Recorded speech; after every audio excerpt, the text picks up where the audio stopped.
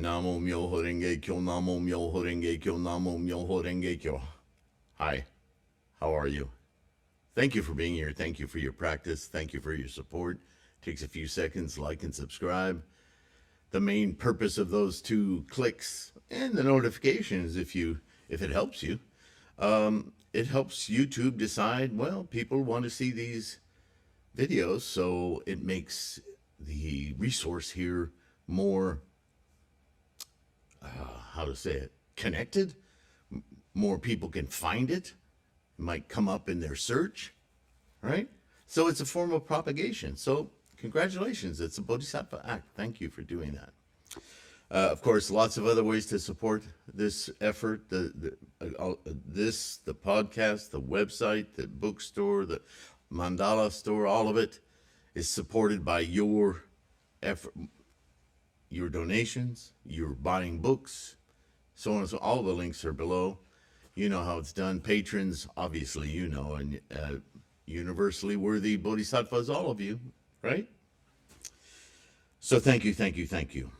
We're going to continue. I'm reading from my latest effort to transcribe this Lotus Sutra with as little cultural and religious biases as can be, trying to get rid of all of that. It's in every translation, and it gets in the way, and heavily annotated. And that's how we're going to do today's video. I'm simply going to read the annotation to the end of chapter 1 of the prologue, the Innumerable Meanings Sutra. As the prologue, and this is italicized all in parentheses here, this is my annotation. As the prologue, Innumerable Meanings to the Lotus Sutra collection of teachings, and as it's this first chapter, we will see the main features of the lotus represented in a bare bones fashion without tremendous detail. Like a movie trailer, high points and featured moments are given for provoking thoughts and interest in the whole of the text. Remember, the Lotus Sutra is quite a paradigm shift. For over 40 years, the Shakyamuni was teaching two people's capacity. The Lotus Sutra is, okay, gloves are off. This is how I did it. This is how all people now and in the future can directly experience Buddha-ness. So, you've got your high school diploma, you've got your bachelor's degree, you've got your associate's degree, you've got your master's degree. Now it's time to get to business. Now it's time to actually do it. That's the Lotus Sutra. It's kind of an ultimatum. So it's no wonder that there's so many chapters, the prologue as well as the early chapters of the Lotus spend a lot of time doing this conversion work. Not so necessary for us. We have the capacity. This is our time, right? Bodhisattvas of the earth. So, you know, try to avoid feeling, I know when I first read the Lotus Sutra, I thought, man, this thing is repetitive. But take the full breadth of the Lotus Sutra into consideration and then put it in a historical context. Works better that way. Instead of slogging through it like every chapter is a chapter in your math textbook in high school or whatever, right? It doesn't build the same way. This has a singular kind of a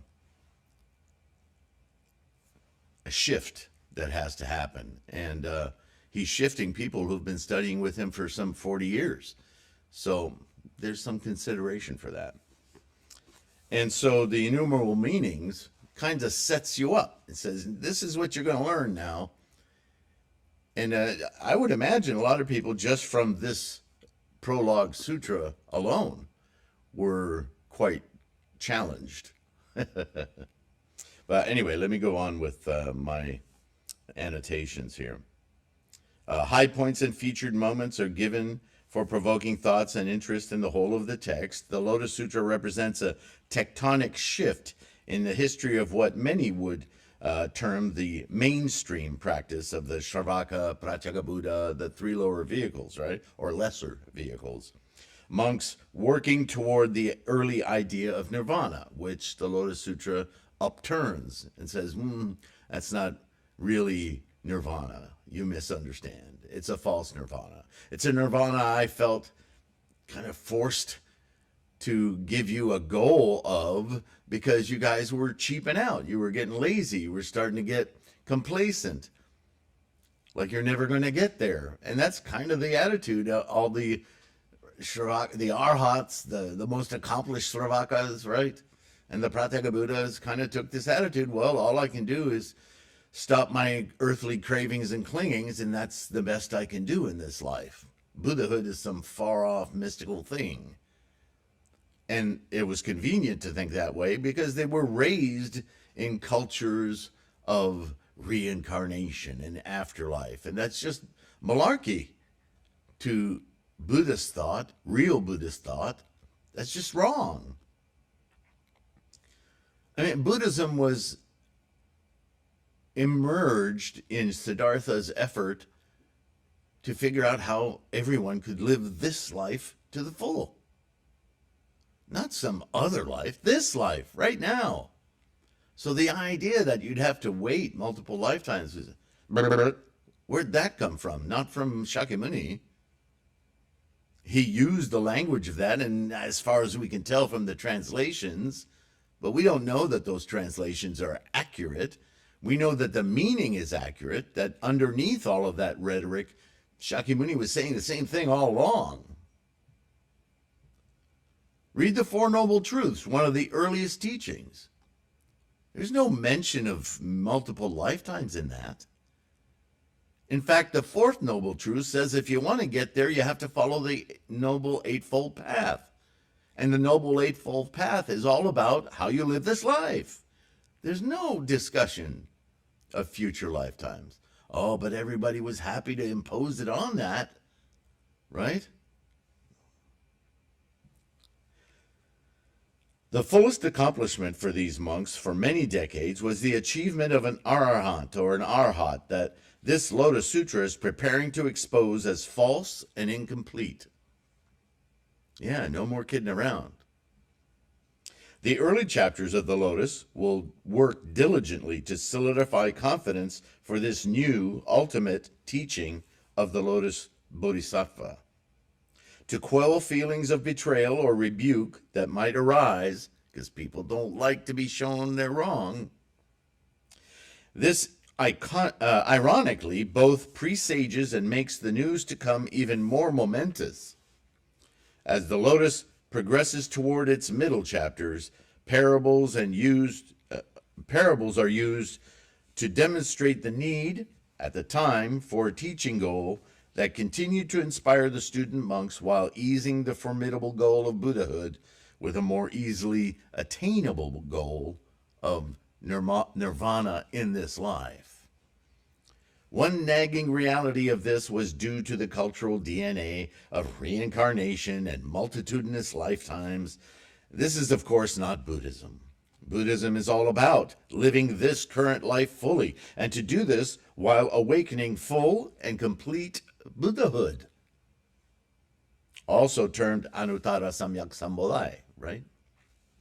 As the Lotus moves into its central chapters, the use of parable, but also direct confrontation, as with Shariputra, work to destroy this early impression of nirvana as a false and temporary goal, to assuage, I think it should say assuage, I'll have to look that up, the doubts and keep motivated the monks with inadequate resolve or lack of determination. Everyone gets excited and prepare to receive this new ultimate teaching as the Lotus passes through its center chapters, which are the firm ground of Nichiren's doctrine is pinned on these chapters.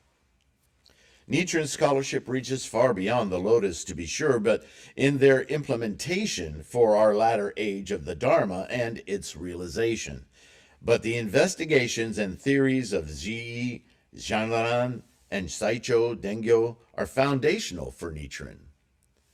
As the text As the next two chapters of this prologue will introduce us to this Lotus Sutra, we begin to see that the title of this sutra is actually an epithet for the Lotus teaching itself.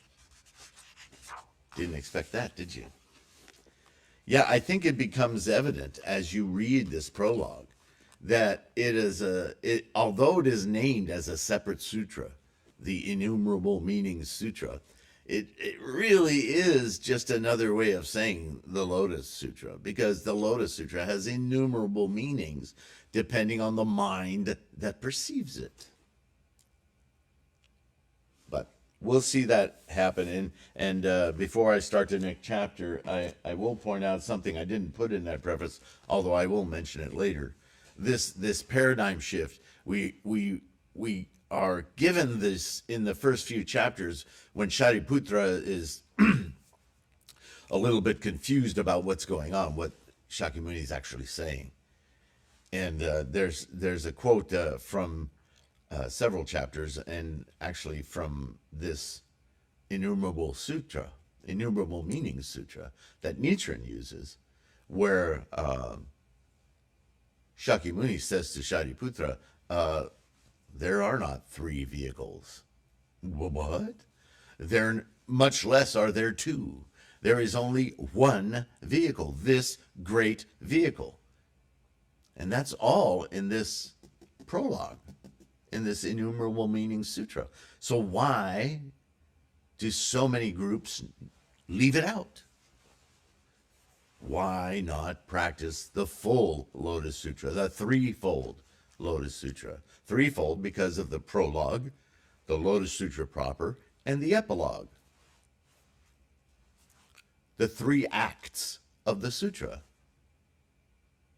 Right? This goes back, in the West we have the same thing. Aristotle, the form of a play, the form of a story, a prologue, the story, an epilogue. You could call them different things. You can call them an ovation or a preparatory or an introduction, the meat of the lesson, and the lesson encapsulated, the epilogue. What do we learn from this? What's the moral? What's the point? Why only teach the center? To be sure, it's valuable. But doesn't it lack for a prologue and epilogue? I think the Threefold Lotus Sutra is the way to study the Lotus Sutra. So, this is why I provide it in my book as one whole. I'm not the only one who's done this. As you've seen and I've read from is it the Risho Kosekai? They also study the Threefold Lotus Sutra. That's how I started in this practice. Much to the chagrin of the organizations I looked for companionship with, we like other people to be around. But unfortunately, organizations, whether they're sanctioned within the order or outside of it as a lay organization, organizations have their first order of business is the organization and how to make the organization grow, succeed. That's their first order of business. But as Buddhists, as Bodhisattva, as Lotus Bodhisattva Buddhists, our first order of business is enlightenment and engaging others to aspire to the same goal. That's the only order of business. That's the business of the practice, right? Not membership and all of the rest. All of that, if it happens, wonderful, but that's not the first order of business. Just as I am proud to say that we have a Sangha that is worldwide. Yeah, you guys are all over the planet. From Australia to Canada, Taiwan to China to Hawaii to Canada we're all over the place. That's so awesome. At times it feels so large. I don't understand how to embrace the whole thing. And ultimately, I just feel a tremendous amount of gratitude. So, again, thank you all for listening. Thank you for being here. Keep your practice strong.